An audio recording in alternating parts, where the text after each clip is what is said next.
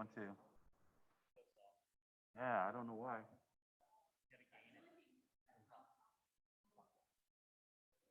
Test one, two. Test one, two. Back down your fader.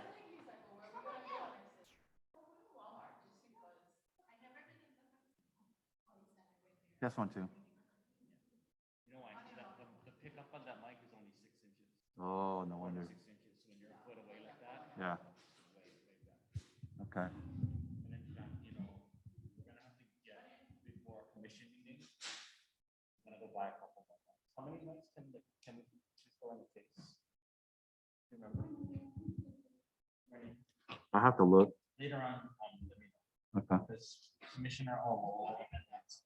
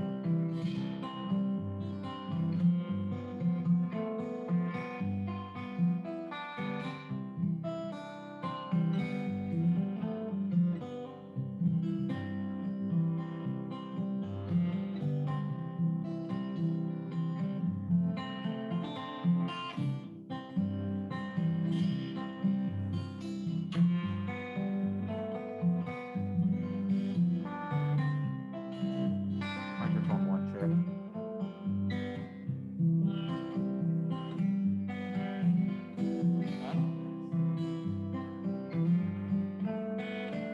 Microphone two, check.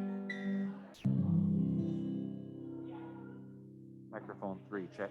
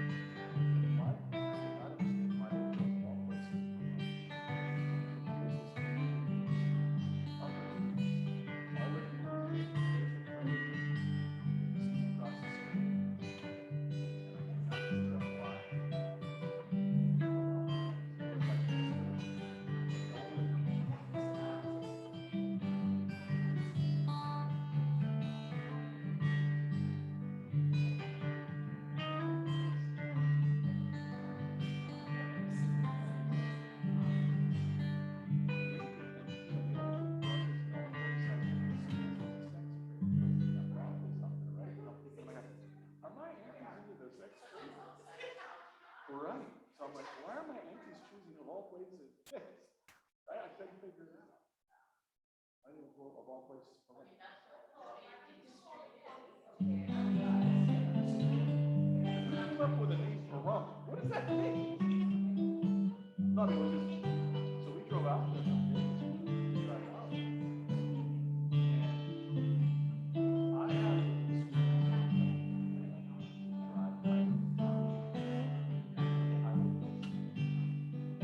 I absolutely starts in goes through the northern part of the path. Ends up in a place called the Town, which is where I but the whole span is nothing but bluffs, mountains, bluffs, and mountains. There's no stops, stations, nothing. And you see these road signs everywhere. I don't think this is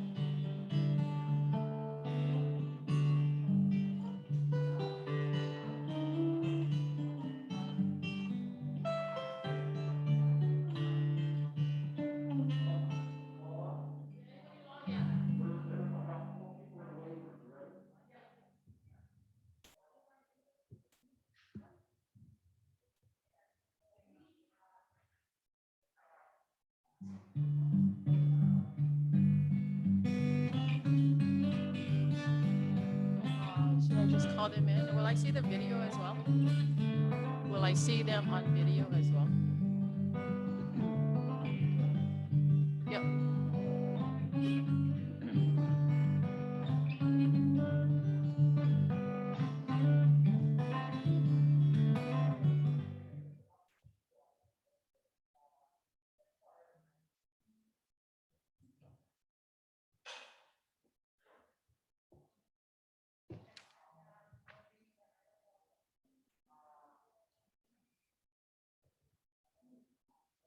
Can they hear me? Good morning. Good morning. Good morning. Good morning. Aloha. Welcome. I see Maria. Is that Nels? Nels? Yes, Okay. yes, I Oh, don't, we can hear you really good. okay, Welcome. Did I pronounce your name correctly? yes. Okay, great. Hi, Maria. How are you? I'm good, Paula. How are you? Good to see you. Great. Yeah, it's been a while. Yeah. Okay. HPM Association. Aloha. Can I hear? Kiwi. Is that Habitat? Patrick Kearney. I'm sorry. Patrick Kearney. Good morning, Pat. Can you hear me okay? Yes, I can hear you. Who's the other gentleman below? Hi. Down below on the right, Michael? Nels Eklund. Okay, I got to mix up. So Nell, you're on the bottom right from where we're sitting. Pat, is that it? And then Jocelyn is here with me. So thank you for joining on. We really just wanted to get everybody on board, testing the audio and the video. So when we call you in, you know, everything's pa'a, so we can move forward. Jocelyn, you want to test your mic, please? Hello, It's on. it's on. Okay, can, Testing, testing. testing, testing. She's good? Okay. Testing. Yep. Hi, everyone. Yeah, Good morning. better? Hello. Yeah, I can hear you. Okay, Okay, Joss, just for all of us here, camera is right there. okay. So we have a habit of always looking at the screen. I'm Okay. guilty of it as well. Uh-huh. So the camera will move when the speaker is on. Okay. Yeah, so just keep that in mind, Mm-hmm. Okay, which is really hard. okay. Okay, okay. Okay, But don't follow him as he's walking to the camera, because we all do that. It's like, okay, now you're distracting me.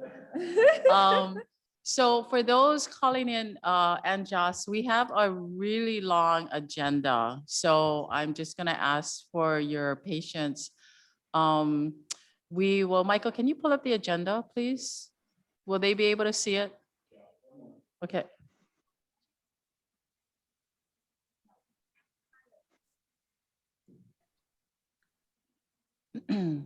Slide 2, oops. Okay, so the first 3 bullets is just introduction. And then we go into land development division. We have Sarah here from LDD and Stuart. Sarah will be presenting. That section is pretty lengthy because they're gonna go over the development, history, what's available right now, the work that's being done. And then there's a section on environmental information that is gonna be critical to this particular area. I'll cover off on the vacant lot program, and then there's financing, that's just one slide, and ground rules. And then we go into the partner presentations, and Kalamai for holding off the partners till the latter part, but I wanted to get all of the front end information out. And then the partners will go in alpha order. I believe it's Discovery Harbor, then let me check my alpha here. Let's see, we have Habitat second, Hansador, then HPM. So each of you have, submitted your slides. Thank you very much. And then after the partner presentations, I'll come back on and wrap up the formal presentation, and then we'll do a Q&A. So if you can hang on towards the end, I'm sure there will be a lot of questions. So that said, any questions for me or anyone here in the room? So my understanding is you'll be running the slides that we submitted? Yes. Okay, Is that Pat or Nels?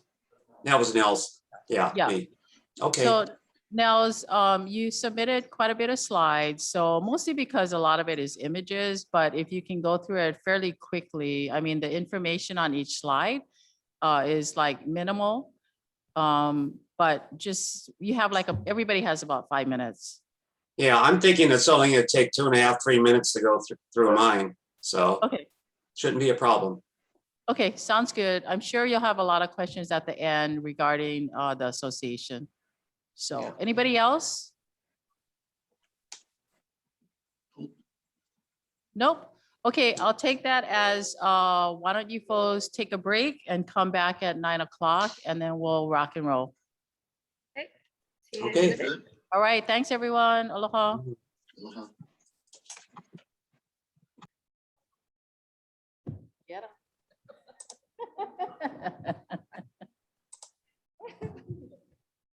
You sure? Actually, thank you for putting this together. I was thinking, I might have you do, so people don't get sick of me talking.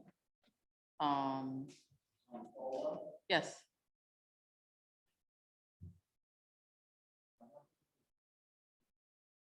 I'm sorry?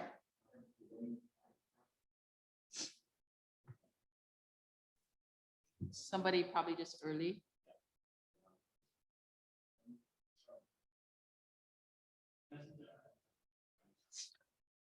Oh, you know what? I forgot to change the, Michael, can we check a slide? I think you printed before I changed the final, the 15th to the 15th.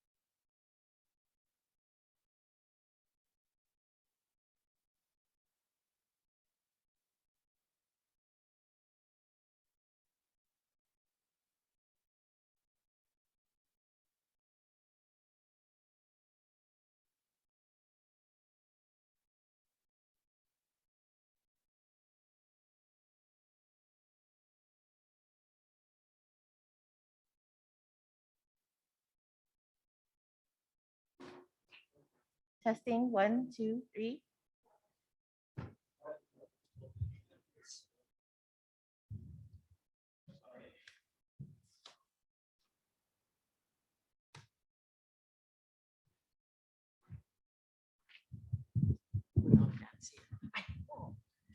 Thanks to them. It's kind of like, oh my God. We've upgraded. Okay, Yeah, I still talk to thank you. Yeah. It's like, Mike, what is that, Mike?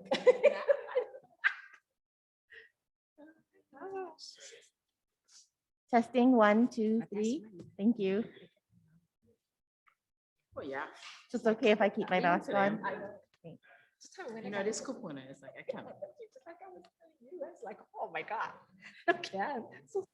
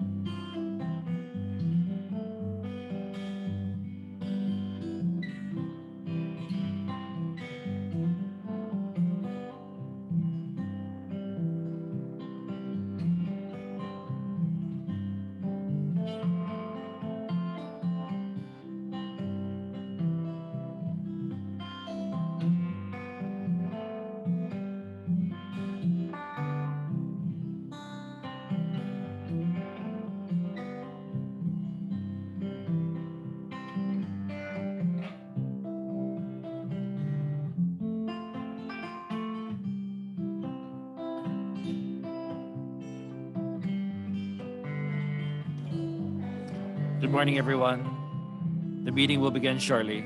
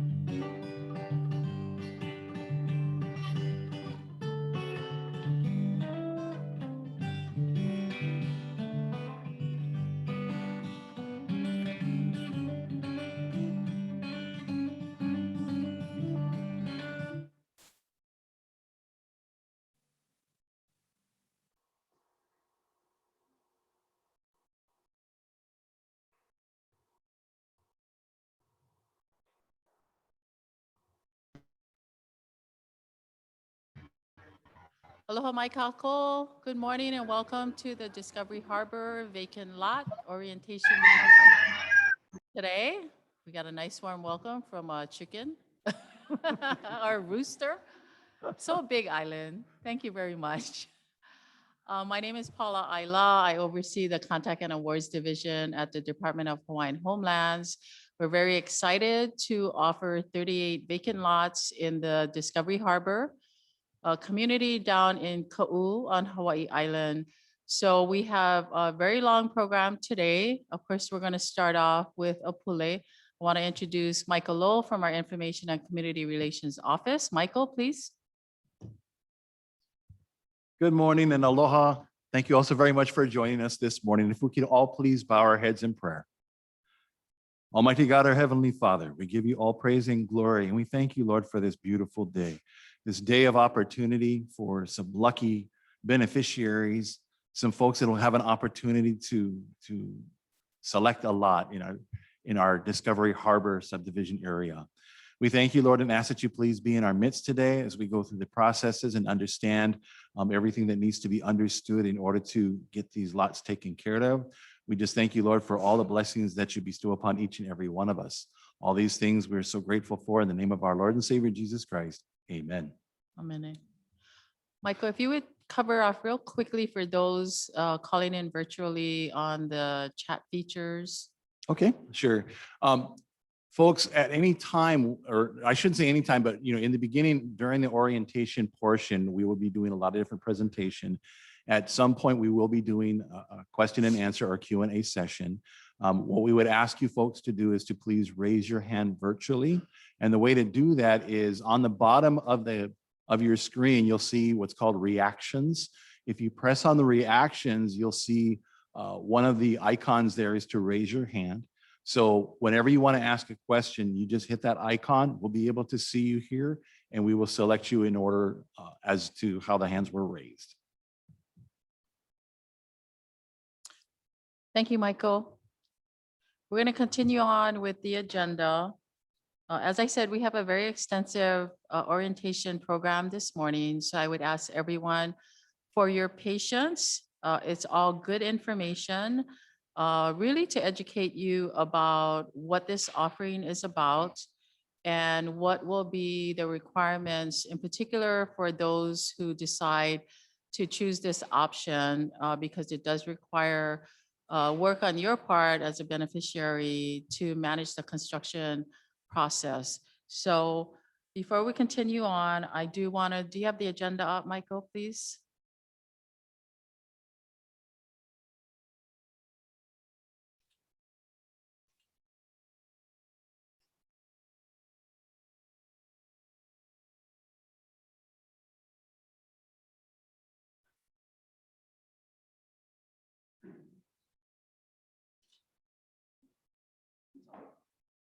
Thank you, Michael. So first off, I want to introduce the gentleman that leads this agency.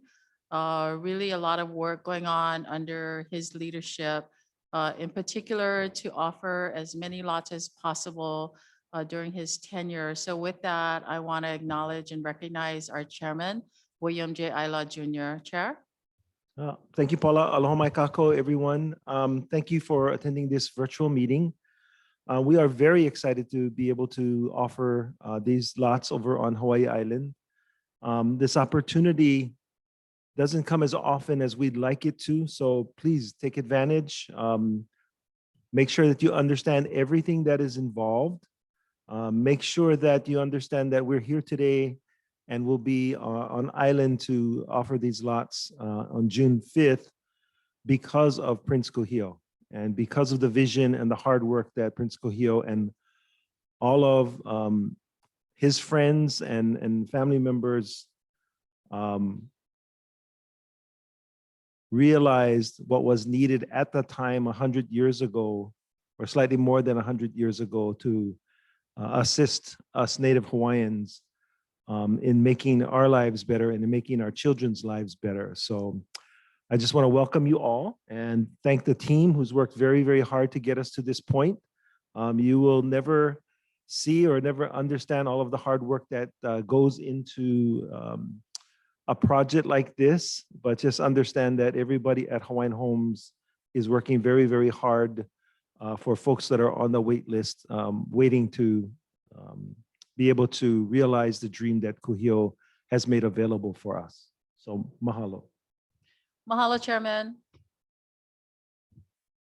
Just to set the stage for everyone in terms of the agenda, the first half of today's meeting will be the department presenting to you information about history, current activities, and future activities within the Discovery Harbor 38 lot offering. Land Development Division will be speaking and covering a lot of information. Then my team will go into the vacant lot program, what the requirements are, financing, and then leading up to the lot selection ground rules in anticipation of the lot selection meeting on June 5th. And then the second half will be partner presentations. We have 4 partners joining us today. Typically, they would be here on site with all of us and hosting tables to share the information for beneficiaries. Because of our virtual environment, they are presenting virtually. We have one partner who's here on island, so she'll be presenting here. But really, it's an opportunity for you folks to learn more about what the different partners offer.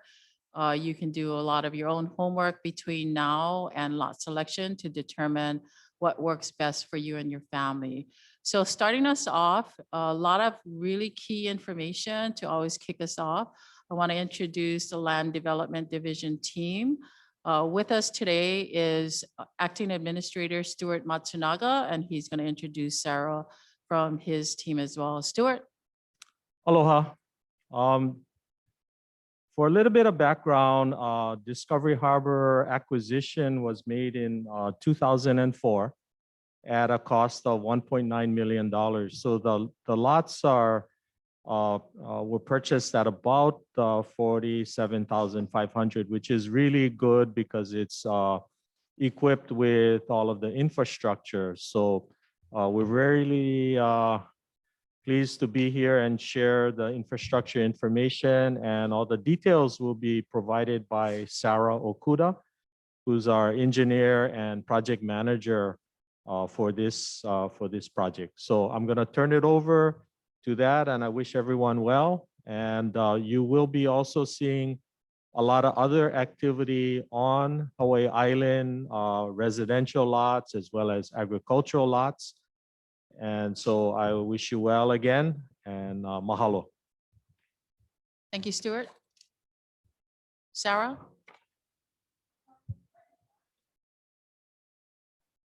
Development Division. Today I'll be presenting information about the available lots, including environmental factors. So on my first slide, this is an aerial photo of Discovery Harbor located in Na'alehuka'u, Hawaii Island. In Discovery Harbor, there are 40 DHHL scattered lots. 2 have already been leased, so today we have 38 lots available. On the next slide, we have the list of the 38 available lots, the lot number, TMK number, street, and lot size in square feet. The asterisks indicate the lots that have been cleared around the perimeter. We have more information about this in the presentation. On the next slide, we show the Discovery Harbor map with the 38 available lots darkened in. And there's also a lot on the DHHL webpage. The next slide.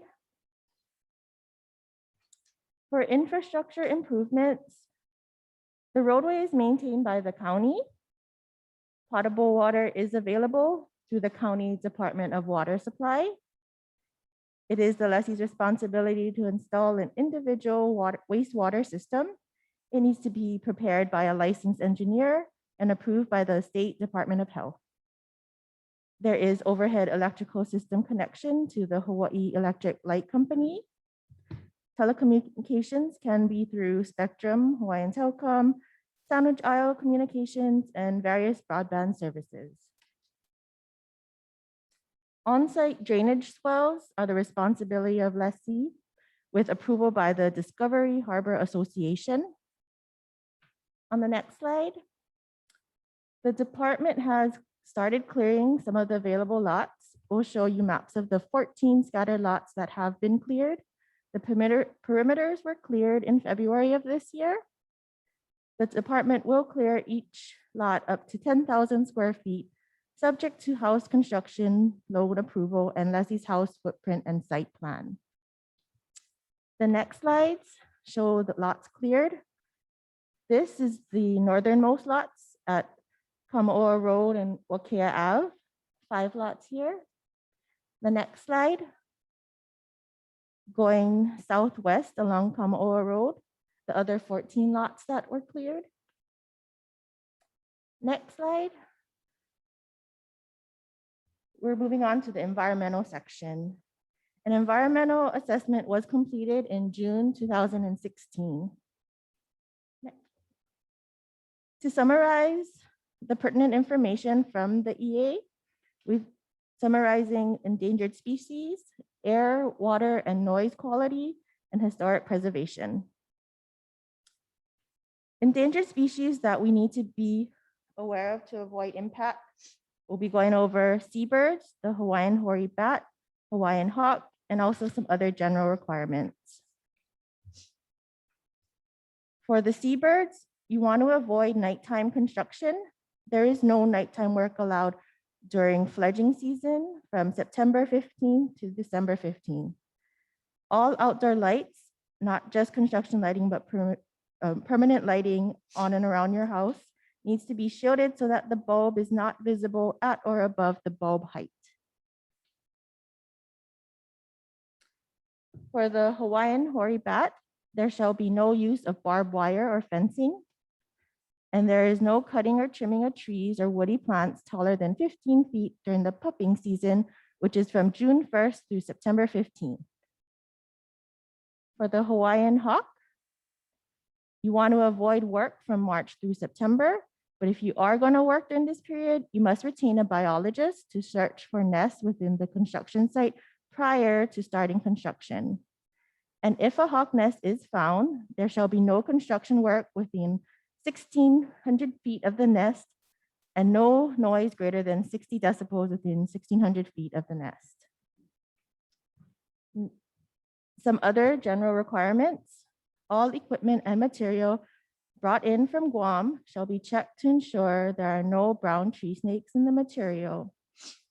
And all workers shall remove all food and food-related trash from the construction site each day in order to reduce the attraction of rats and other animals that may prey on endangered species. Here we have a chart summarizing the breeding, nesting, fledging, and pupping season for the 3 species. The mitigation measures that were stated in the previous slides. This gives you a visual representation of the calendar year and the restrictions for the 3 species. This is just a general guide to assist in the planning of construction activities based on the species of concern and the time of year. However, there may be other requirements specific to your construction plan that will also need to be followed. For air, water, and noise quality, contractors shall implement measures to reduce dust, erosion, soil loss, and sedimentation. Conduct noisy activities during daytime hours only. Comply with noise regulations. Get a permit for if noise levels will exceed allowed, and comply with grading requirements. Next, for historic preservation, there are no known sites, but if any burials or other traditional deposits are found, work must stop and the department must be contacted. The police must also be contacted if it is human remains that are found. Other environmental factors are considered: lava and volcanic hazards. This map shows that the lots are located in zones 3 and 6. Lot 1 being the highest hazard and zone 9 being the lowest hazard. The note here is that federal funding such as HUD, Housing and Urban Development, cannot be used in zones 1 or 2. For wastewater, septic systems must be approved by the State Department of Health.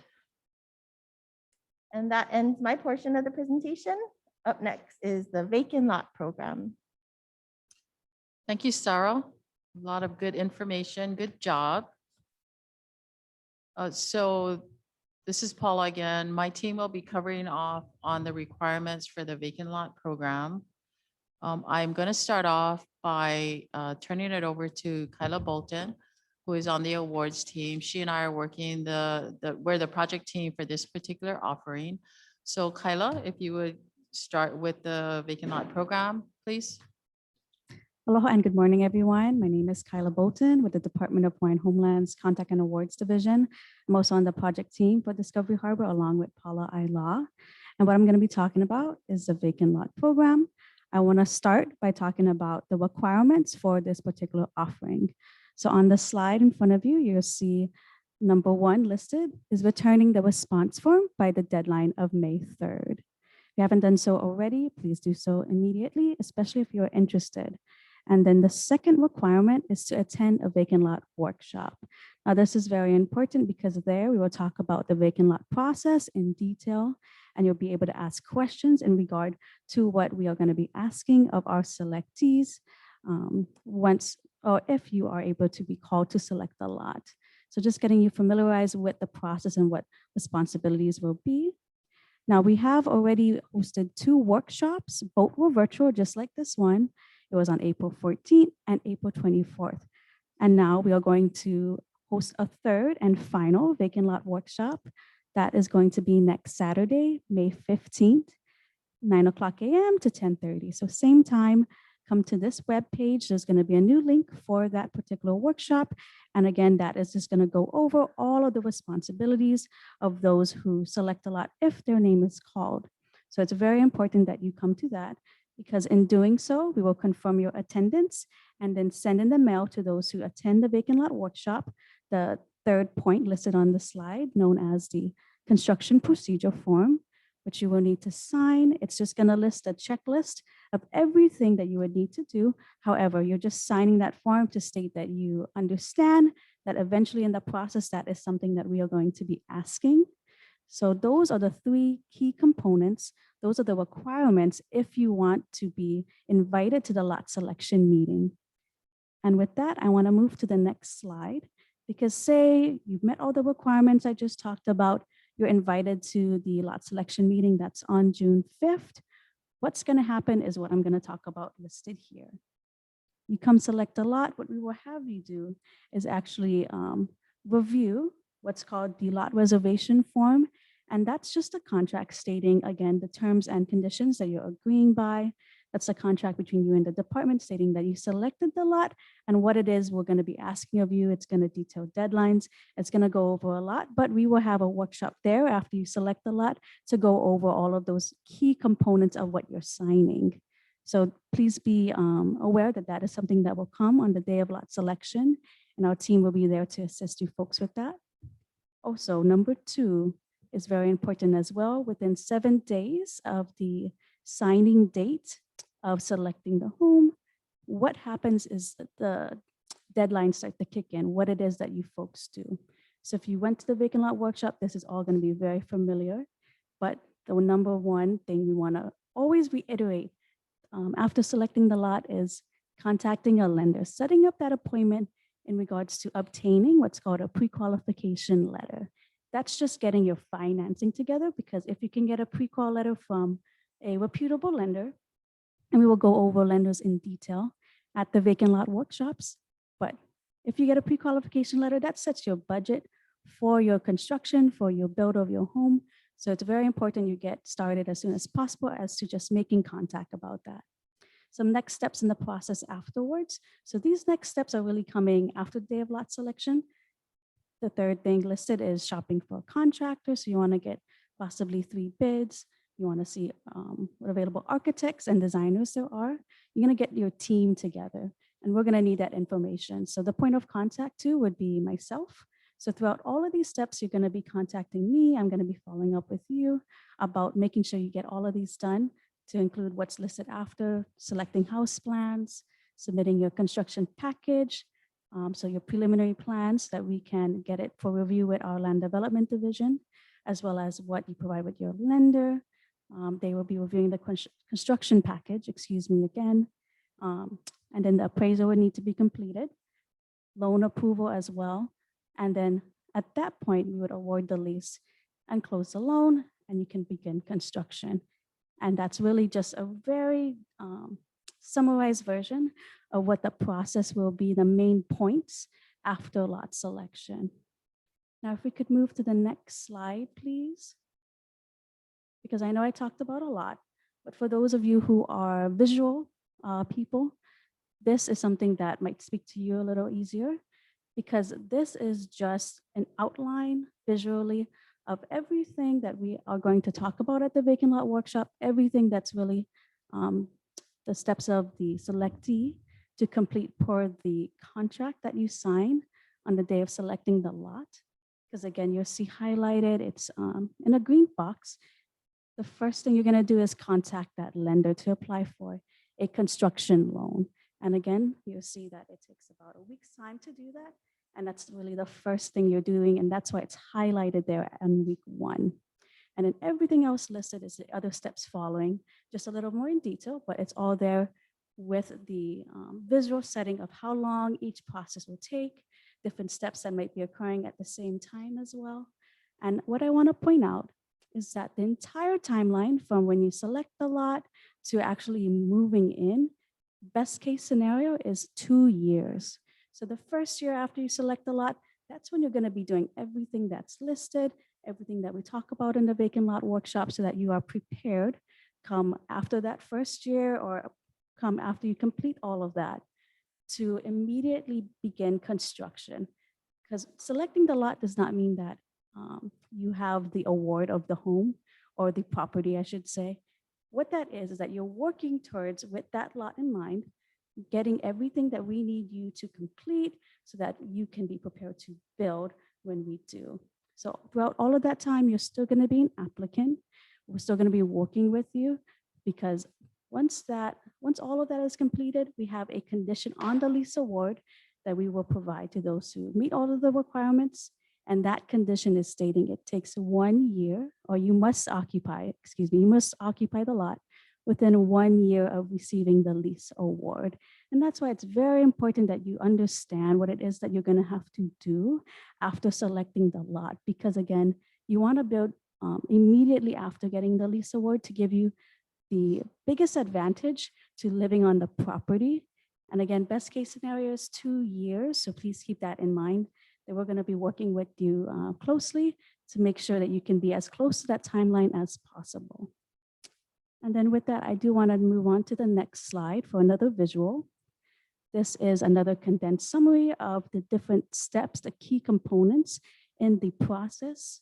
You'll see the first is meeting all of our requirements, turning in your response form, attending the workshop, and then mailing back in that construction procedural form for those who attend the workshop. That's how you get that.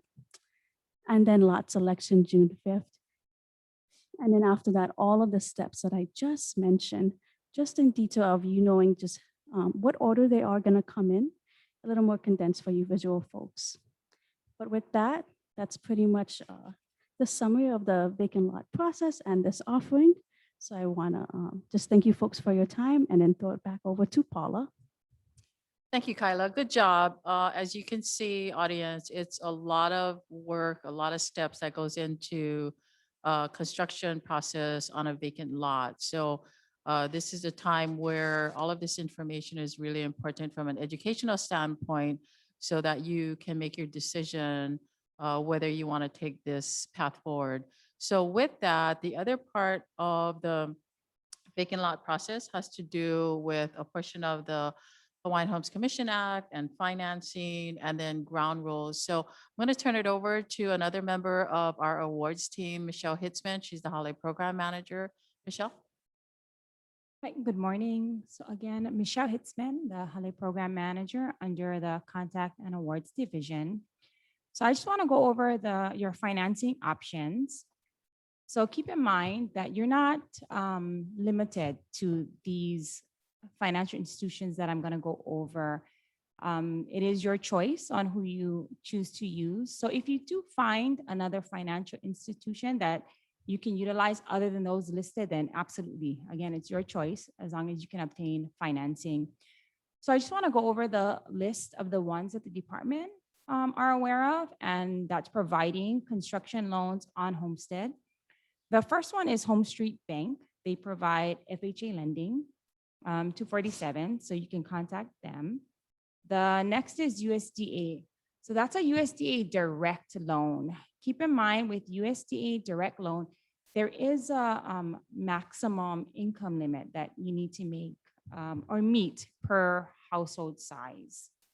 Veterans Administration. Excuse me, Michelle. Sure. Can you just identify what USDA stands for? Oh, United States Department of Agriculture. Thank you. So it would be USDA RD.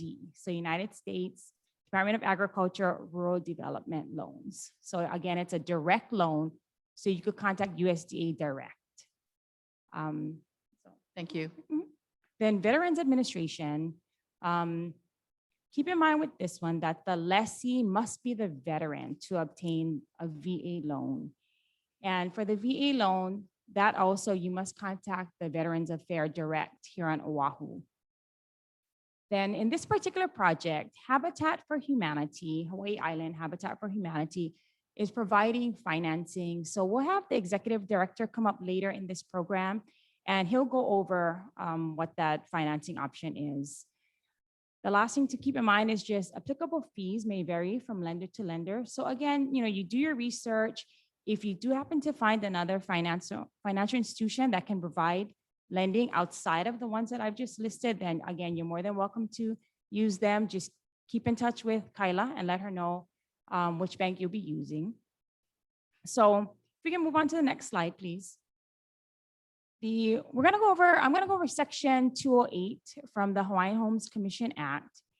And this particular section applies once you've signed your loan and your lease documents, right? Because prior to that, you're still an applicant. It's not until you sign your lease and loan documents that now you become a lessee, and this section now applies. So what this section states is the lessee may be required to occupy and commence to use or cultivate the tract of the lessee's home or farm, or occupy and commence to use the tract for agriculture purposes, as the case may be, within 1 year after the commencement of the term of the lease. So that's the part that you need to keep in mind, within 1 year of the commencement of the term of the lease. Again, your first year of this 2-year process is usually meant to get your financing in order, get your house plans together. Once you sign your lease and loan documents, that's when you become a lessee.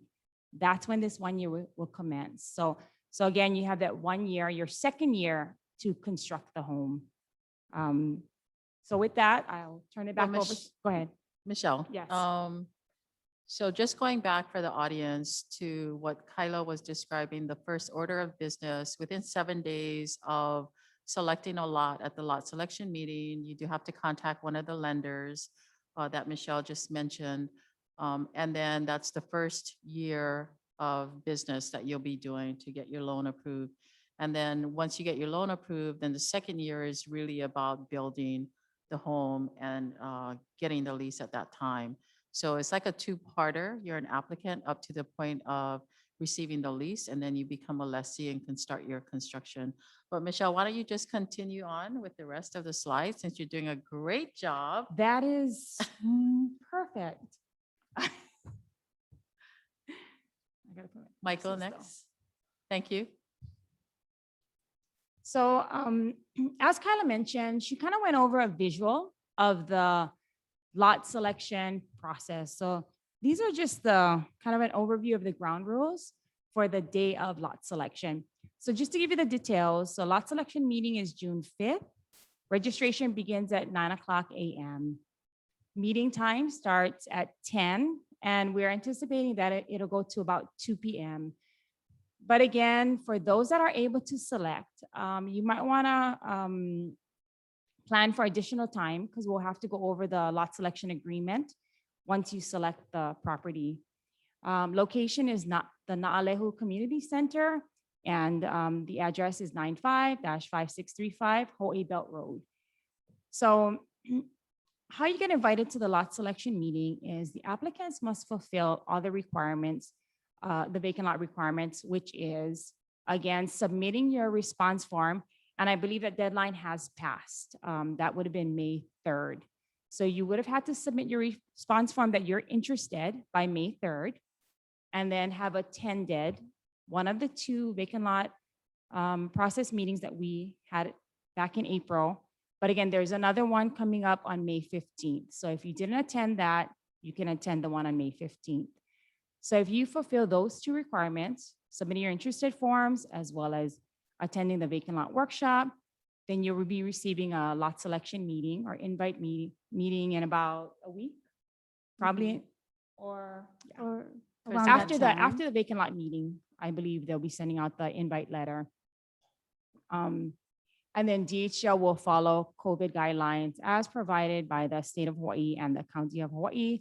Social distancing and masks are required at the lot selection meeting. So if we can move on. So just to kind of go over the process of how this is going to work. So all those that are invited to the lot selection meeting, you'll be ranked in your ranked order based on your date of application.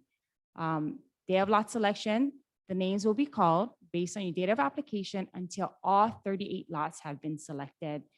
So just hang out that day, even if we call 38 names and you think, okay, I'm 39, there's no way that I'm going to be called. There have been instances where applicants, for some reason, they choose not to show up that day. They may call us prior to and choose to withdraw from the offering, or they come to the table, their names are called, they come to the table, and maybe the lot that they wanted was selected. So they choose to defer that day. So just kind of hang tight, and we'll let you know once all 38 lots have been selected. So the selectee and 1 guest will be allowed into the meeting space. Others will need to stay in their cars. So how we're setting this up is it's no longer the traditional because of the social distancing. So not everyone will be able to be in the meeting hall. You'll come in, you'll wait in your cars, and you'll be contacted by phone if your name is coming up. And then again, the selectee and 1 guest will be allowed in the meeting space to select the lot. Be sure to bring a current government ID, picture ID with you in order to select that day. If you come in late, so you come in after your name is called, you may be able to select if there are any lots available. So again, registration starts at 9, meeting starts at 10, so come early so that you're there. You must be present. So the selectee must be present the date of lot selection. If not, you must have a notarized, authorized proxy present. They must bring that paperwork with them that day. So do not mail that paperwork into our office, get it notarized, have it with you on hand that day to present. If you do not have a proxy and it's not notarized, then you won't be able to select. So if you come that day and you say, oh, my uncle's not here, I'm selecting for him, you don't have the proxy or the proxy is not notarized, you will not be able to select even if his name would have been called. So we can move on to the next. So the backup list, if all of the lots have been selected before we get to your name, you'll be placed on a backup list. And if a lot becomes available, we'll go through that backup list. That backup list will be ranked in the date of application. And again, you'll be called in that order. You can choose to defer if you don't want to be on the backup list, and you'll remain on the applicant island-wide wait list. So you won't go to the bottom of the list if you choose to defer from this offer. The backup list is only for this particular offer. So again, it's only for Discovery Harbor. And your position on that backup list, if you're position 10 on the backup list, that doesn't apply to any future offerings that we're gonna do. And this backup list will expire once all 38 lots have been awarded. So it could take us the 2 years to award these 38 lots. So during that time, you'll be sitting on that backup list and you may have an opportunity to obtain one of these lots if someone falls out from the process, or during the process, they decide to defer, or if we even have to cancel the agreement. But keep in mind that while you're on this backup list, if there's any other offers that come up on the Big Island and we happen to get to your application date, you will be offered that property as well. So you can kind of choose between the two. And again, while you're on the backup list, you'll remain on the Hawaii Island residential wait list. You will not go to the bottom of the list. Anything else? So the deferrals, if you are no longer interested in this offer, so let's say after we go through this orientation, or after you go through the workshop, the vacant lot workshop, you decide that maybe this isn't the offer for you, or maybe that's not the location that you're interested in, then you can choose to defer. You can submit, contact Kyla at 808-620-9500, and you can ask her for a deferral form, and you can fill that out and you can be deferred from this offer. Again, you remain on the Hawaii Island-wide residential wait list, and based on your original date of application, you will not go to the backup list. You will not go to the bottom of the list. So unless there's any, follow-ups from No, Paula? great Okay, job, I'll turn it back Michelle. over to her. And Kyla, thank you for covering off on that information, really critical information. So with that, I want to turn to the second half, if you will, of this orientation meeting to really introduce our partners. The department is always very appreciative, and we acknowledge the work that our partners do to facilitate and to assist our families into their path towards home ownership. So on the island of Hawaii, we are very fortunate. I'm very excited to introduce our partners on this particular offering. The partners will be Discovery Harbor Community Association, Habitat for Humanity Hawaii Island, Hansador, and HPM. So with that, I want to introduce Discovery Harbor Community Association. Nels Eklund, please, if you would join us. Okay, excuse me. Thank you, Paula. You're welcome. And can we begin the slideshow? Okay. I know I've spoken to some people in our office, which is open 3 mornings a week, and they were seeking to return to the Big Island, and so they want additional information. So some of this is probably redundant for most of the people. But anyway, we're located near the southern tip of the Big Island, about 5 miles outside of Naalehu. And it's about a 90-minute drive to either Hilo or Kona. And therefore, good paying jobs are rare in the area. So next slide, please. We have great weather. Our elevation range from about 1,000 feet to about 1,500 feet above sea level. So we're not too hot in the summertime. And the vast majority of the lots are in lava zone 6. So that means it's we can get insurance and it's relatively affordable. Next, please. It's a very quiet neighborhood. So if that's a life you're looking for, that's just for you. Because of our location, most of the residents are retirees, and that includes many that are snowbirds. The community was developed in the early 70s, and it is a covenant-controlled community. And what that means is we'll go into later on in the presentation. Next, please. There are approximately 825 lots, and 300 plus have homes, and many are currently under construction. And lot sizes range from 12 to 18,000 square feet. Next, please. And this is kind of redundant. We have county maintained streets, county water, and public utilities with Helco and the normal telephone providers, and we have cable TV and internet available.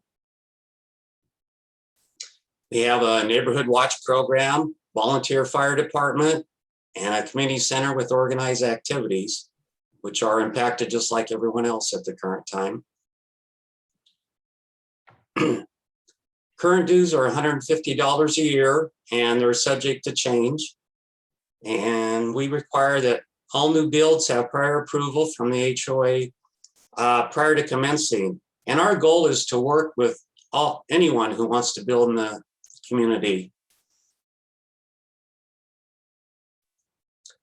And contained in the CCNRs are the requirements for single family dwellings. And as you can see, that means a group related by blood marriage of not more than 5 people. And the requirements are the dwellings are single story. You have to have not less than 750 square feet under cover, and it doesn't include carport, parking space, or lost my train of thought. Anyway, you cannot build temporary structures prior to your house being built. So just keep that in mind, and only the house itself can be used for habitation.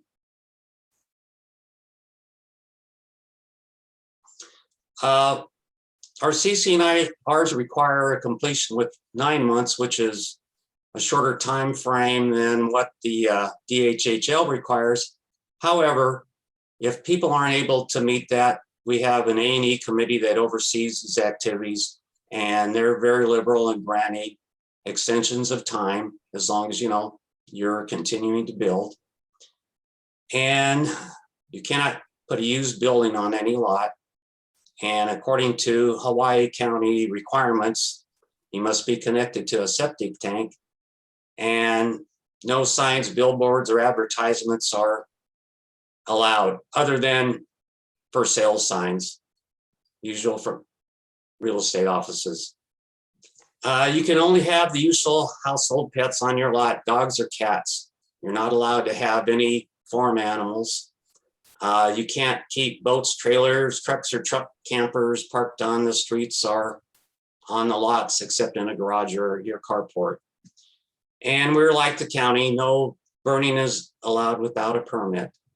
And you cannot have travel trailers or tents on the lots. No television or radio antennas. If you had a television antenna, you couldn't pick up any stations anyway. And you cannot have clotheslines visible from the street.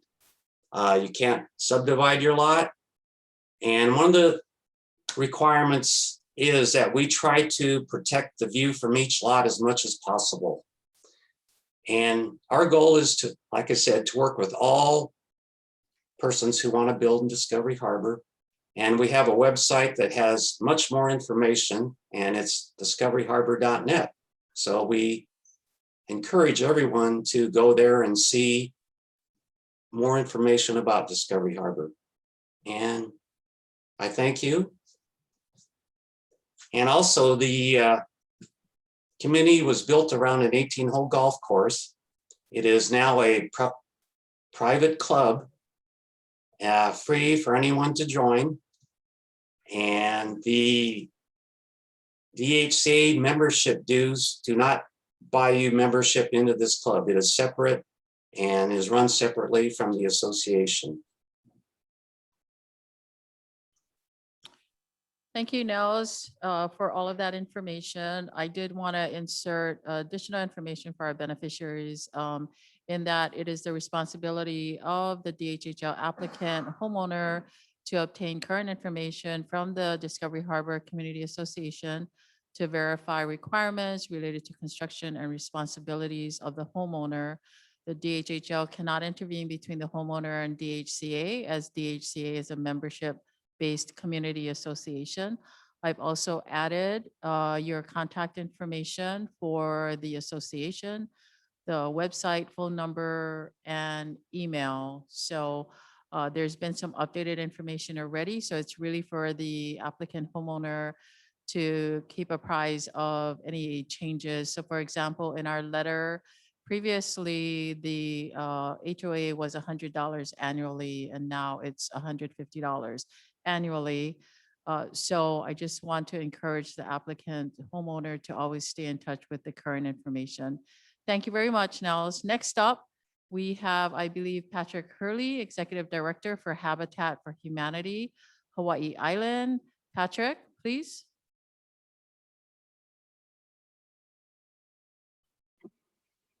Thank you, Paula.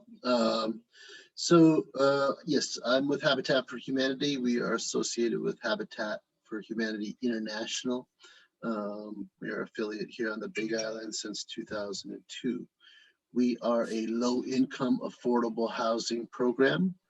The income range for our demographic is between 80 and 30% of median income, which I'll talk a little bit more later.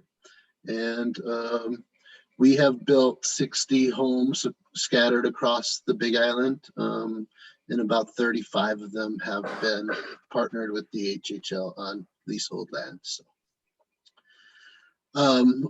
this is pretty much our criteria for selecting families. We have a family selection committee that reviews the applications. We assist families who do not own a home, so this is not like a second home opportunity for them, and or that live in substandard housing. So we do a thorough application process and meeting with the families. The first requirement is the need for housing. Second requirement is ability to pay. So we look at families' history of paying their bills, and the family has stable income, whether that's through a job or through other sources of retirement income, so forth. The third requirement of our families is the willingness to partner. As I mentioned, it's a self-help, volunteer-based program that families need to perform 500 hours of sweat equity, and along with our volunteers. So friends and family can help out. We rely on the family's friends and extended families to help out with volunteering to get the job done. And really, this is the first subsidy that goes into the house. When you can take out the labor cost, we estimate it saves about 40% on the cost of a house. We require that each adult provide 100 hours of sweat equity, and then, like I said, friends and family can help out with the other amount to reach the 500. We've never had a problem with families getting their sweat equity, and we'll make adjustments as needed. Families can work in the restore if they need, or help provide lunch for volunteers. So there's all kinds of opportunities for doing sweat equity, including attending a home ownership class. We require the families do pre and post home ownership classes that goes through the financials and maintaining a house and so forth. But it's not too strenuous, but those classes do count for sweat equity as well. And it provides the homeowner with opportunities to learn skills and learn about the build process and what it takes to build a house, and maybe learn how to hang some drywall or replace a drywall or something like that. So it's an opportunity for families to learn to maintain their home as well. There is a down payment to set up an escrow account, which is for property tax and insurance. So that's the only really down payment that we have. Let me just touch a little bit on the income requirements real quick. So on Hawaii Island, the household income for a family of four the median household income is $78,800 annually.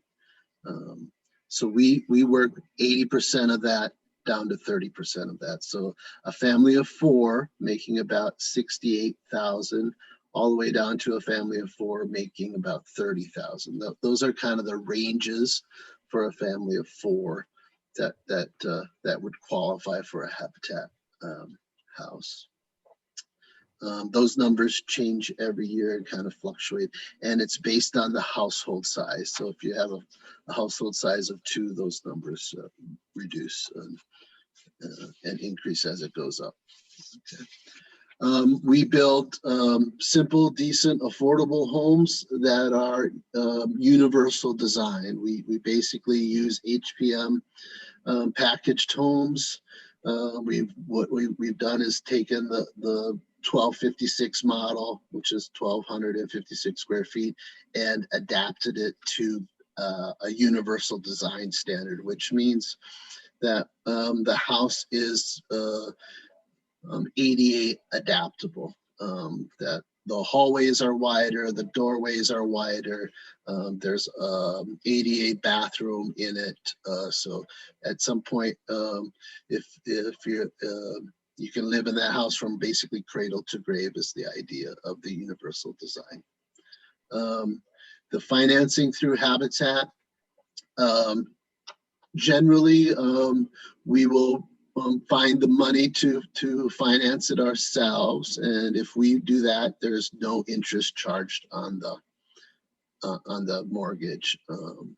It's one of Habitat's Christian principles. If you're going to loan money to low-income families, you're not allowed to charge interest. So we followed that principle since day one at Habitat. However, if we're not able to find the money, then we'll use programs like USDA or other funds. So under the understanding that there is no NAHASDA funds for this project. So, we would require the insurance and taxes and all that be set up in the escrow account for you. And the Habitat is a nonprofit, so there is no profit that is made in the house. The house prices are based on what our cost is to build the house. We do whatever is possible to keep the costs down as low as possible. Right now, the average mortgage for our homes is around $500 a month. So it's very reasonable. I tell everybody that if you're selected for a Habitat house, you've won the housing lottery, because you'll always have, for the next 30 years, you'll always have a very affordable mortgage payment, whether it's no interest or very low interest with Habitat. So I think that's it. There's our website information, and I'll be eager to answer any questions at the end of the program. Thank you so much. Oh, one other thing, this house behind me is the model house that we built with the HPM model. Thank you very much, Pat. We appreciate the information on behalf of Hawaii Island Habitat. Next up, we have Jocelyn Hirota from Hansador.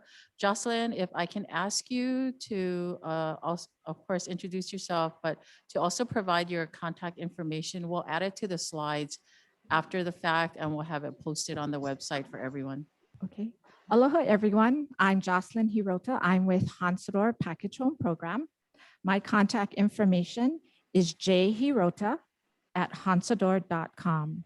That's JHIROTA@HONSADOR.com. My direct line is 808-356-1877. Today, I will be presenting some of our services that we provide in our program. Hansador offers over 24 stylish single and two-story floor plans, ranging from 500 square feet to just under 3,000 square foot plans.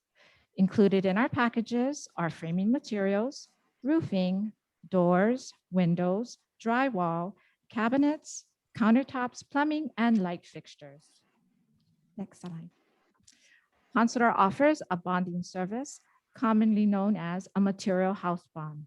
This ensures the construction of house will be built to plan by a licensed, qualified, and licensed contractor.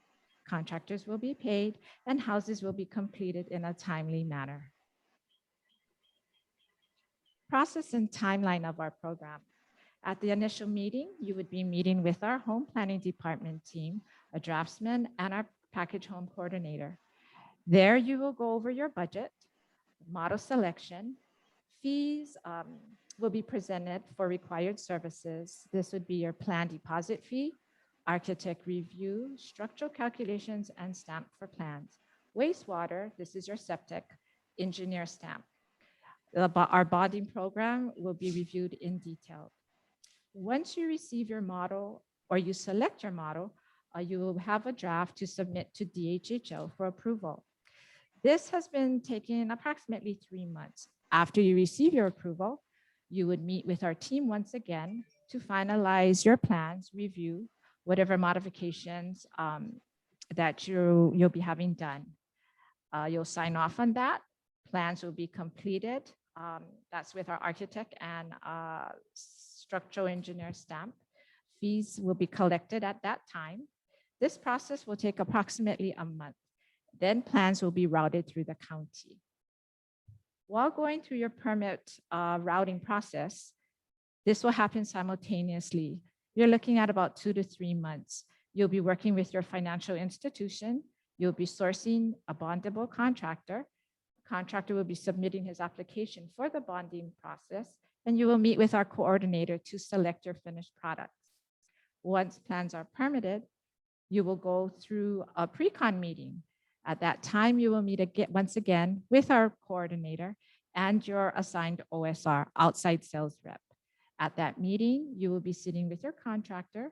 The bond will be in place. At that meeting, you will be confirming your material selection just a second time, just to make sure that's what you want.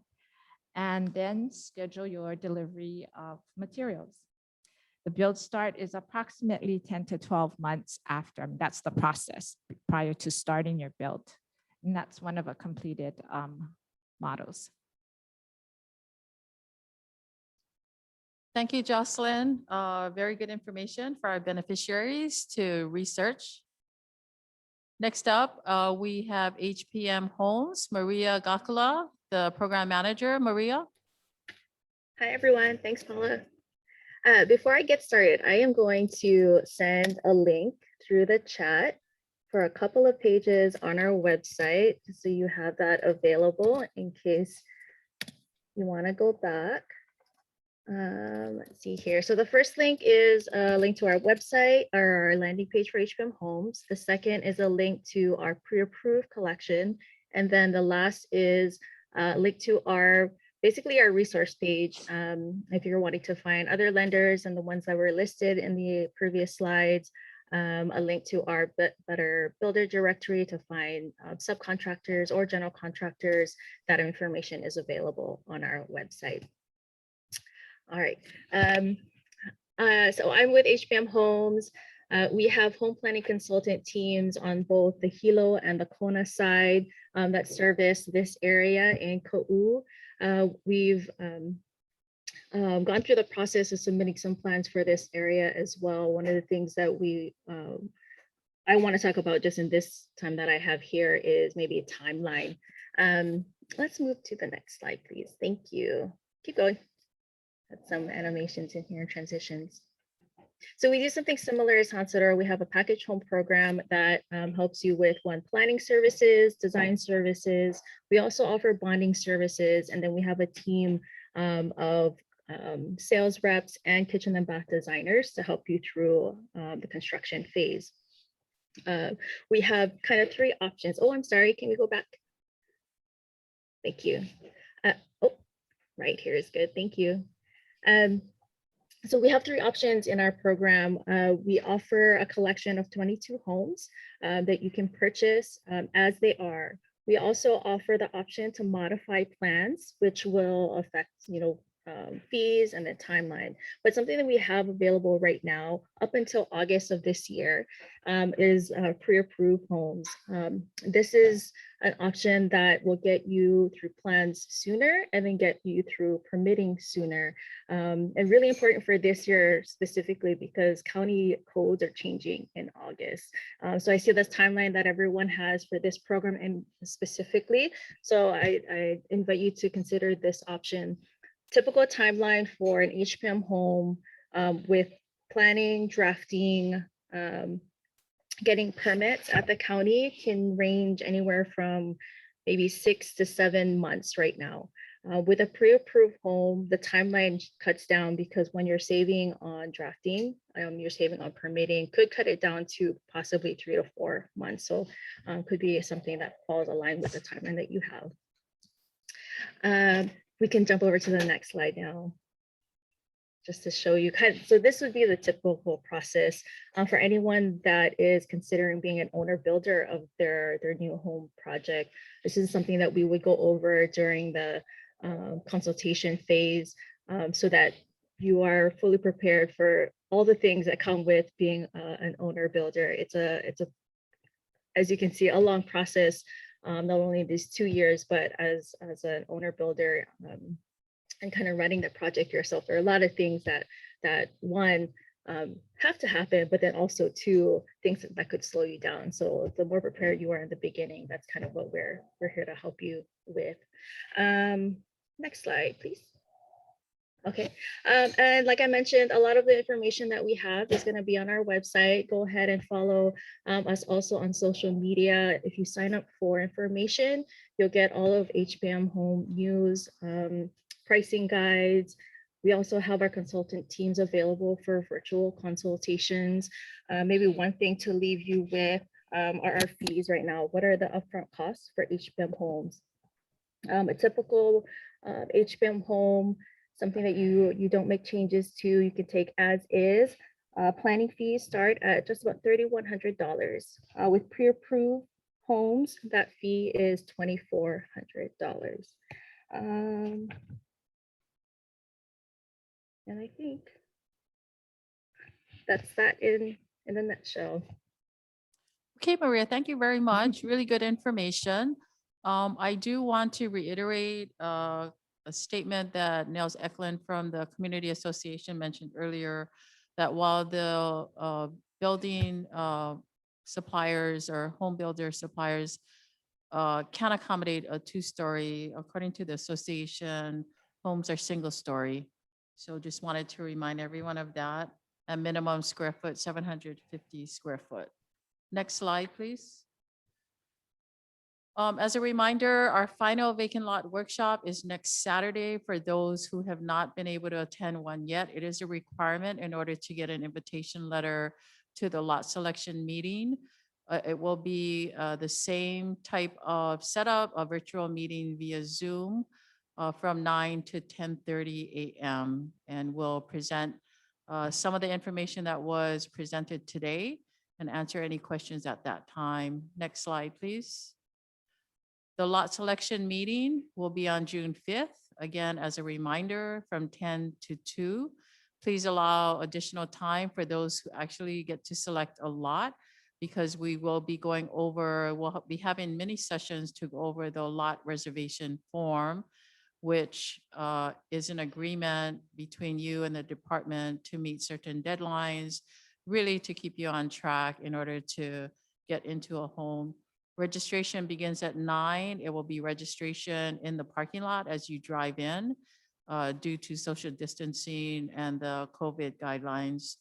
Again, the location will be at Na'alehu Community Center, 95-5635, Hawaii Belt Road, Na'alehu, Hawaii 96772. Next slide, please. As Chairman mentioned earlier, this work, a lot of it is done before we even get to this point. So I never want to miss an opportunity to acknowledge really all of the hands that go into doing this work. So starting off with the core team that is designated to this particular offering, what we call the DHHL Awards Project Team. From LDD, we have Stuart Matsunaga and Sarah Okuda, and then myself and Kyla Bolton, who's, if you have any questions, we're the starting point. I do want to let everyone know that LDD, Stuart and his team, really are working far in advance before we even get to this start. So I always want to mahalo that team because they do a lot of work unbeknownst to folks before we get to this point. So I want to acknowledge Stuart and your team. Thank you very much. On my team, I'm happy to really, I don't know if it's lead or just kind of guide this team. They do a lot of the work on their own. They're very well versed and professional. So I'm proud to lead this team, the awards team here. In particular, the remaining members of the awards team are really support on this particular project, but they are leads on other offerings that we're doing. So Michelle Hitzman, Moana Freitas, and Darlene Kennison, thank you very much for your help always. Also in the Contact and Awards division, they are kind of a sight unseen team, but they're an integral part of our process and the agency. They are the first touch. If you call into the agency, 620-9500. Debbie Aliviato managing that team with Jerry Gante, Kawi Colon, Darlene Lacuna. This was a team that was just implemented 2 or 3 years ago, and it has made a difference for everyone, in particular for awards, because they're able to filter some of the questions that you have when you call in, when we send out the letters. So I want to mahalo Deb and her team. East Hawaii District Office, Nina Fisher, who is the district manager for that office, Christina Tolentino, who's her support in that office. They will be a part of this project, but we will do a handoff to them once we provide the lease to the applicant. They then convert to a lessee. And from that point forward, you'll be working with Nina and Christina. So mahalo to Nina and Christina as well. The Information and Community Relations Office team, really critical to the work that we do. I've said it before, they do all the magic to put this together, especially in a virtual environment that we've been in for the last year. We've had to really kind of shift how we communicate with our beneficiaries. And so they've done an excellent job of setting up the virtual opportunities for the department, not only for the awards team, but for the department in total. So they're always hard at work. Leading that team, Cedric Dwart, administrator for the ICRO office, Michael Lowell, who's working behind the scenes right now with the cameras and the control panel. Jamelia Pacheco is also a critical member. She does all of the web information that you receive out there, social media. Marjorie Atkins, office assistant for the ICRO team. Lastly, Malia Cox from our planning division, who provided the environmental assessment information. With that, last slide. If you have any questions, again, please call our contact center, 620-9500. Or you can go to our website if you want information about anything related to this offering at dhhl.hawaii.gov. We will be posting this orientation slides after today, so you can go back and reference any of the information that was shared. With that, I want to officially close the meeting part, the presentation of today. Really want to mahalo everyone who participated, all of the presenters. Thank you so much. This information is critical to our applicants making a decision on how they want to proceed. So for our applicants with us today, I would encourage you to go onto the presenter sites, Habitat Hansador HPM, also the association site, to start to gather your information. Contact them if you have any questions. Again, there was a lot of information that was shared. So this is the time to get the information in order to make your decisions. You have between now and the day of lot selection, June 5th. The sooner you do it, the more prepared you will be, in addition to contacting the lending agencies that Michelle shared earlier, Home Street, USDA, Veterans Administration, and then of course, Habitat share that they are also financing the projects, the lots that they do. So with that, I want to convert over into question and answer time. And you can either raise your hand by chat, and then we will be tracking the questions.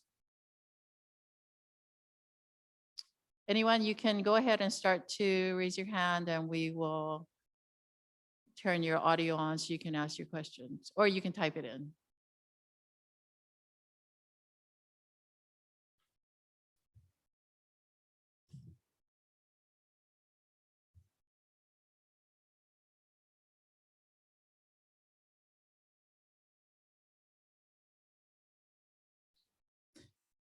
Questions? No questions? It's your time to ask.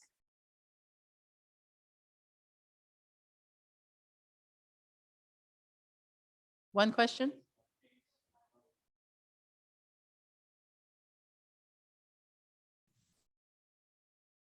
James? Yes, the plans, I know you folks about mentioned architecture. Is there a square footage, minimum square footage where, well, the question is, do you have to get an architectural stamp or structural engineer stamp for any size of structure that you want to put up? Stuart? Can you come join, please? And Michelle, probably you and Kyla. Aloha, this is Stuart. The house plans typically will need a architect stamp on it. And that's a requirement by the county also. The individual wastewater system will also require an engineer's stamp and will have to be pre-approved by the Department of Health.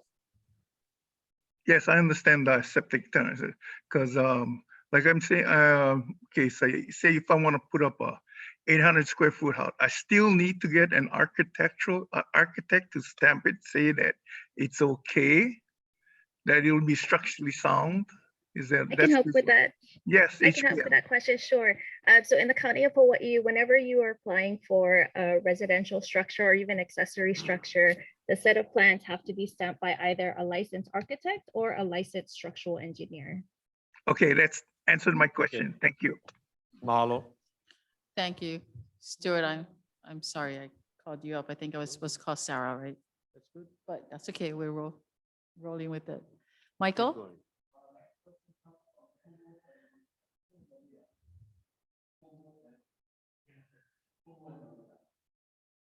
Aloha kumu, Emilia.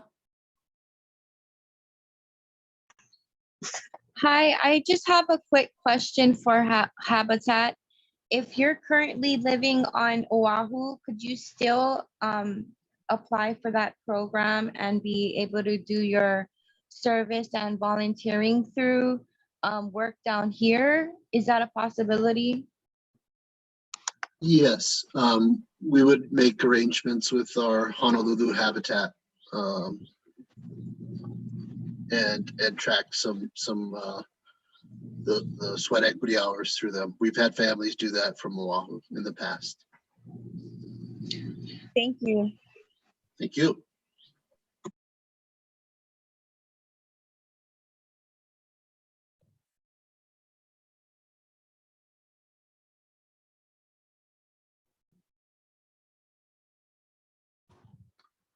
There is a question that's coming from the chat. This is from Bernard. Bernard asks, I'm unable to attend the meeting on the 15th. Can someone else represent me? So I can answer that question.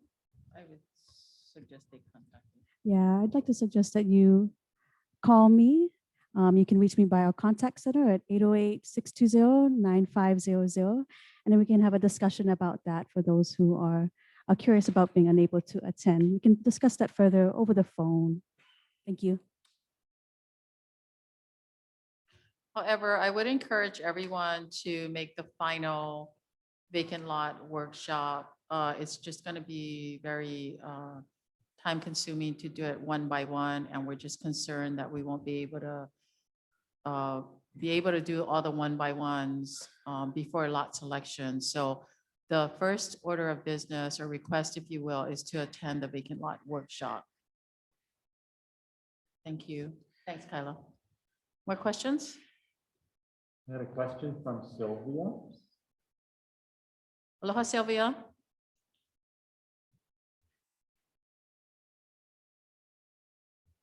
Ask her to unmute. Can you unmute yourself, please, Sylvia?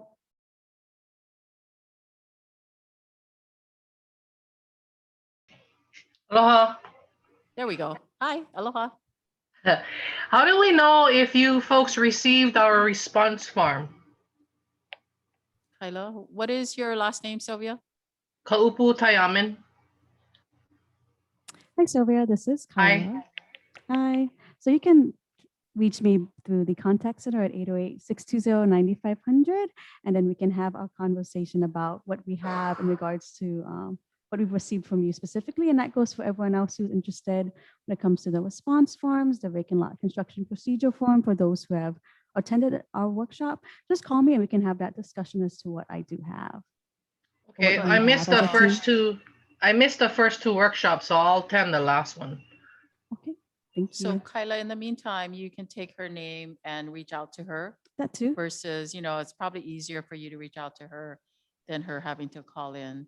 Yeah. Yeah, Okay, so thank you. Sylvia, your last name again, Sylvia, I apologize.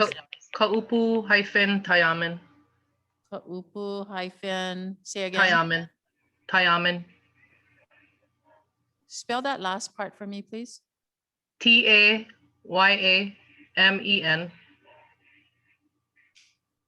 Got it. Mahalo. Thank you. More.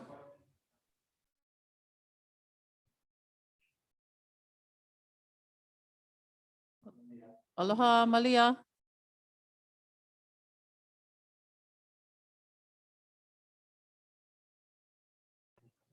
I just got a question. Okay. Question about the habitat. If the septic engineering staff would already be involved in the process of building the house, and if would cover the bonding too, or is that something that we have to do separately? Good question. No, that's all part of the Habitat program. We'll get the stamp, everything stamped, and through the permitting process, we'll use licensed contractors and for electrical, plumbing, site work, all of that. So it'll all be up to the county code, and we just do owner builder on kind of the framing parts of it. Okay. Yeah, and I get another question about that, the endangered species thing that they said is, I guess 9 to 12 months that they cannot do construction. So would that be an effect on the building process too?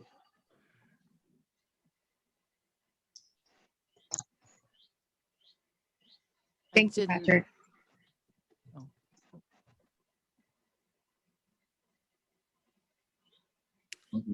And then if I may, I did notice a question on the chat that just popped up from, it was in regards.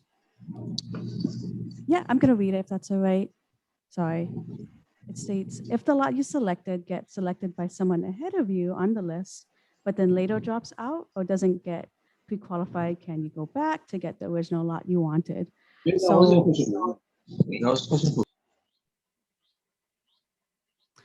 So the answer to that question is really, if you have already selected a lot, that's a lot we're moving forward with those who have selected. If any lots come back to us after such time, which does happen in these cases, what will happen is we will go to those on the backup list, meaning those who never got the opportunity to select. We will go to them in rank order, which is based on original date of application. We will not go back to offer those lots to those who have already selected. Thank you, Kyla. More questions?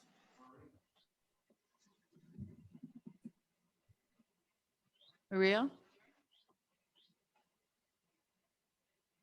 you. Actually, I think there was a question before me about whether or not the endangered or the time period for to protect endangered species would affect the overall timeline for construction.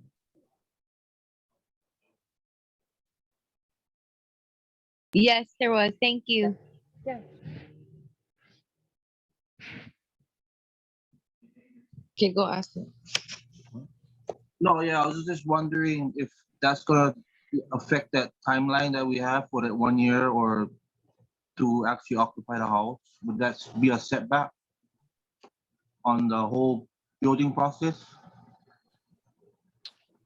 Right, so do you want to answer, Sarah? The question is, are they gonna get more time because of that? Yeah, So it's so still the 1 EA year? timeline, right?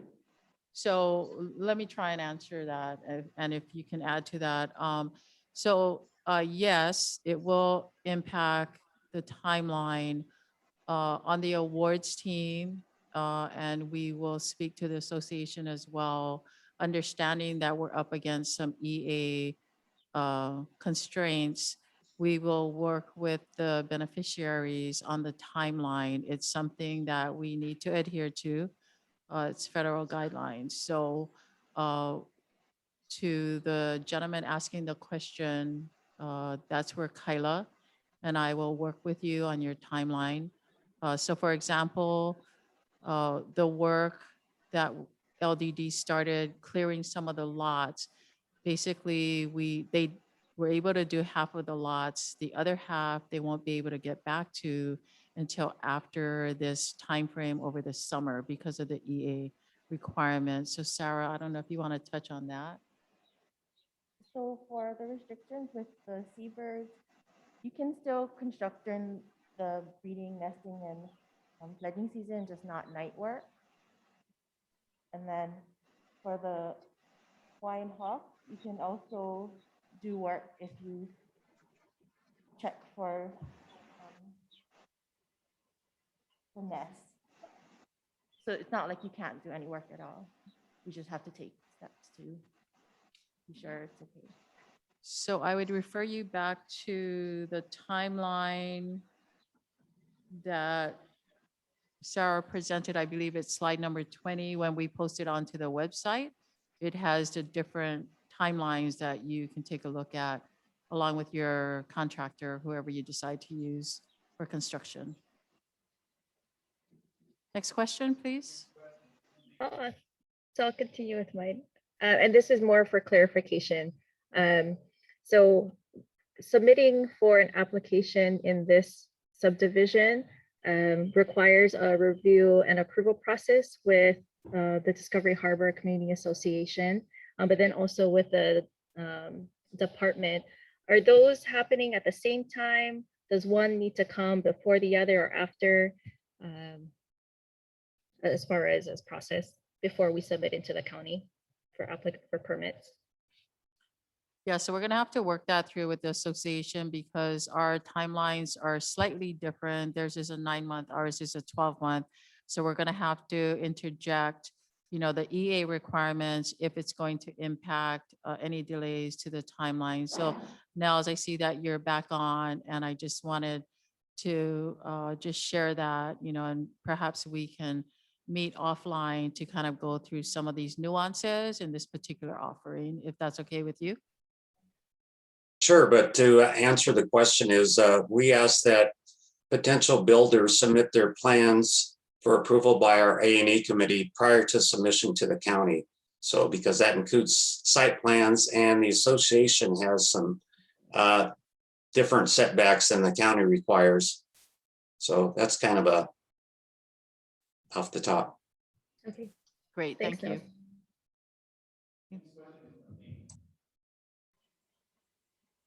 Nathan?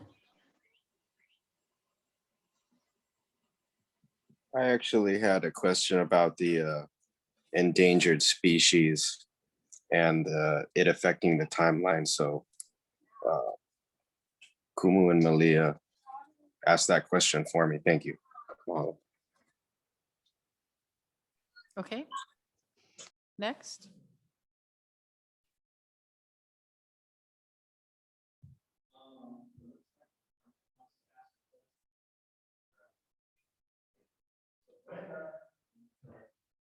Aloha, Darlene. Aloha. My question is you mentioned historical preservation, historical sites. Were there any historical sites found within the 40 lots in Discovery Harbor? There are no known sites as of now. No known historic sites. Correct. So did you do were there any archaeological survey done within the sites of that 40 lots? I believe the process of the environmental assessment was done to check on that, yeah. I cannot hear you. The process was gone through in the environmental assessment. Okay. So there were nothing. Right, nothing that we know of that was found. From the work that was done by our planning division, they did a pretty extensive EA, which we are, the agency is typically required to do whenever we're developing. So to Sarah's point, there's no known findings at this point in time. No, I just I had to ask that question because there are a lot of old homes, past homeowners, kuleanas and stuff like that within that area, so of Discovery Harbor. So I was just wondering if there was any historic sites found within that area of, because I know in Waihino, Discovery Harbor, they had quite a bit. So I was just wondering part of that 40 lots. So aloha, this is William Aloha. Aila.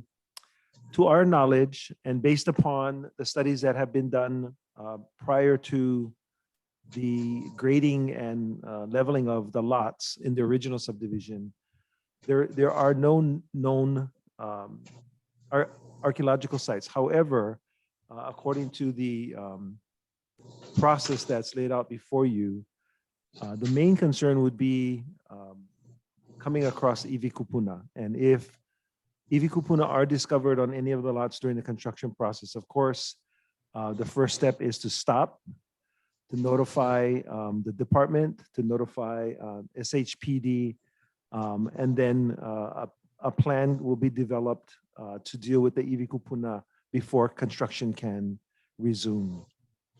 In this case, I'm sure, should this happen, I doubt that it is going to happen, but should it happen, I'm sure the timelines based upon the homeowners association as well as our timelines can be adjusted because those are unforeseen circumstances. Okay, I hope that answers your question. Yeah, Mahalo. because I was just wondering because there are a lot of kuleana lots down within that areas and ranching families and stuff. So I was just wondering if there was any archaeological survey down there, because I know quite a bit of the families that used to live down there. Okay, mahalo for sharing that. So that just means that we need to be a little bit more maka'ala as we go forward. Okay, aloha. Mahalo.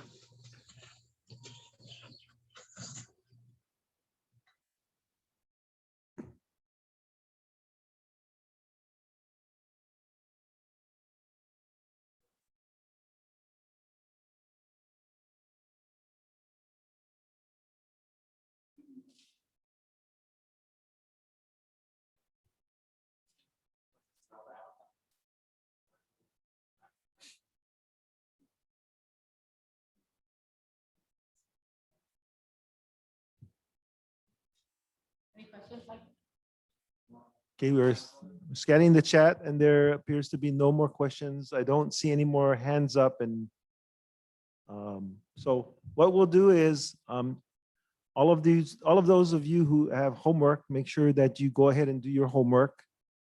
Make sure that you tell your friends or whoever's monitoring this if they haven't attended one of the mandatory sessions. I guess there's one coming up on May 15th. All right, one question popped up. You build a studio? You can build a structure of a minimum size of 750 feet. So I'm not sure what you're referring to as a studio, but a structure that is a minimum of 750 square feet. Right. Must be approved by the association and must be able to go through the county building permit process. Now, is that 750 square feet total living or total gross area? That's undercover and excludes garages, lanais, et cetera. Good. This is the time to ask questions.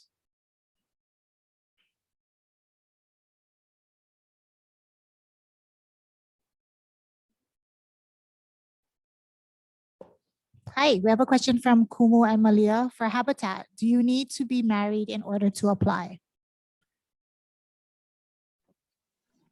No, you do not. We do singles, couples, just have to have the household size and household income to do the application process.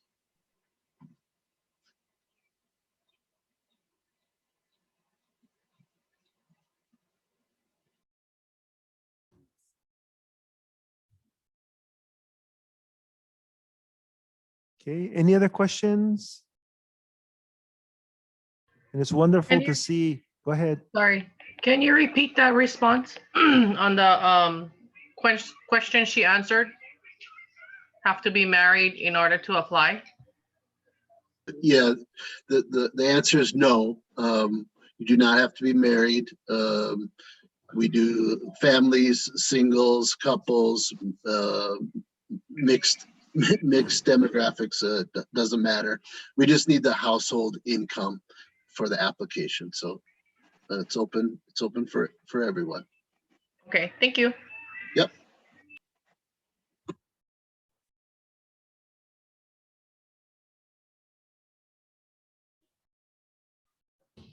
Question from chat.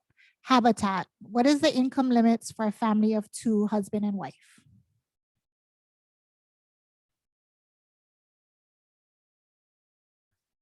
Patrick heard me.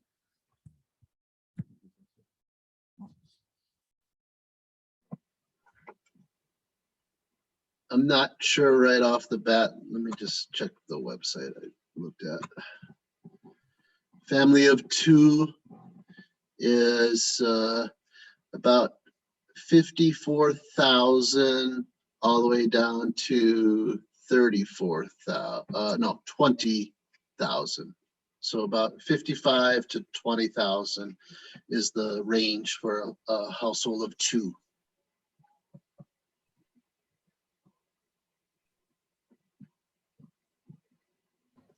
Okay, we're scanning for more questions in the chat box.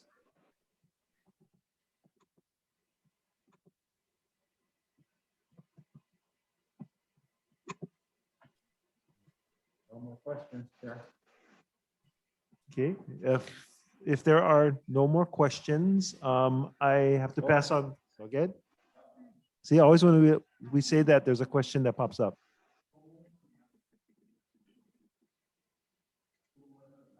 Sorry, I just wanted to ask a family, I'm so sorry, a family of 4 for Habitat. Sure. Family of 4, top range 68,500 down to 30,480 annual income. Thank you so much. No problem. Aloha, Pat. This is Kyla. Would you mind providing everyone with where on the website they can find this information? Sure. I'll get it into the chat box. Thank you for putting it in the chat box, Patrick. No problem. So aloha, one more time. Is there any more questions?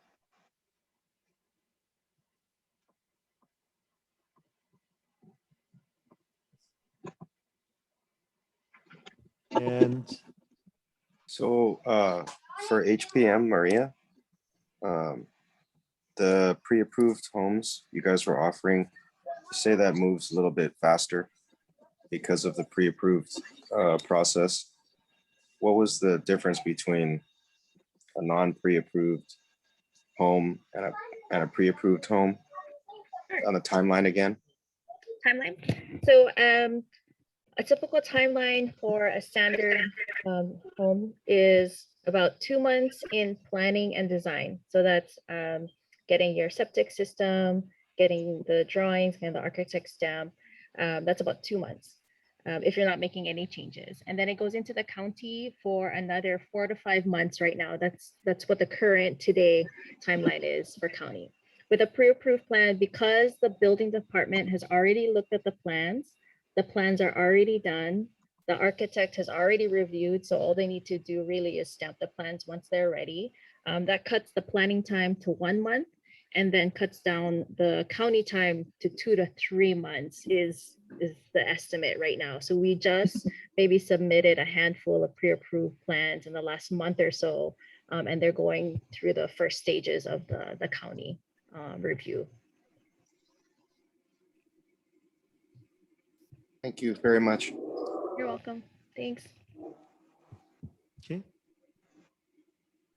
The slides for the PowerPoint will be up on our website on Monday. So it's a piece of information that you should keep.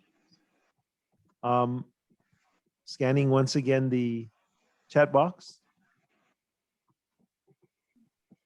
No more questions? Any hands up? I don't see any hands up. I do see a lot of faces that are very interested in taking advantage of this opportunity. So I do want to thank you for joining us today virtually.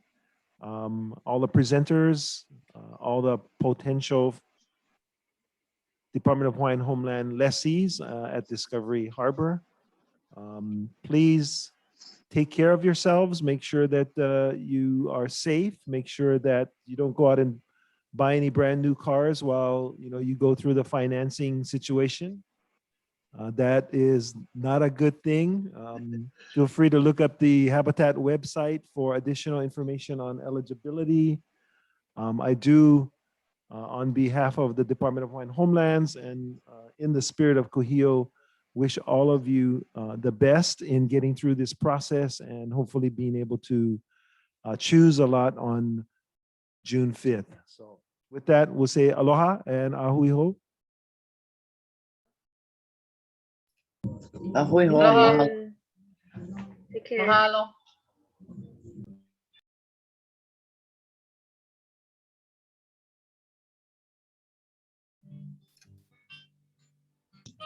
Mahalo. Ahoy, ho.